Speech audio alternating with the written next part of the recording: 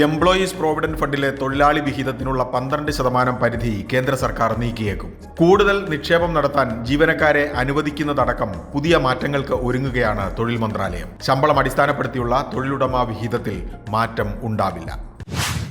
കാലപ്പഴക്കം ചെന്ന് പൊളിക്കേണ്ട വാഹനങ്ങളുടെ വില നിർണ്ണയത്തിൽ സർക്കാർ ഇടപെടില്ലെന്ന് മന്ത്രി നിതിൻ ഗഡ്കരി. വാഹനത്തിന്റെ കണ്ടീഷൻ നോക്കി വിപണി വില തീരുമാനിക്കും. വാഹനം പൊളിക്കുന്ന ഉടമകൾക്ക് നികുതി ആനുകൂല്യം നൽകും.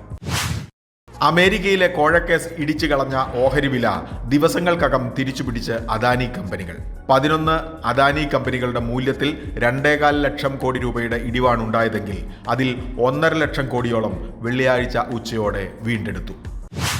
പ്രമുഖ പൊതുമേഖലാ ഇൻഷുറൻസ് കമ്പനിയായ life insurance corporation health insurance കമ്പനിയിൽ ഓഹരി പങ്കാളിത്തം നേടിയേക്കും. മണിപ്പാൽ സിഗ്ന ഹെൽത്ത് ഇൻഷുറൻസുമായി ചർച്ചകൾ അന്തിമഘട്ടത്തിൽ. 50% ഓഹരി പങ്കാളിത്തമാകും LICക്ക് ലഭിക്കുക.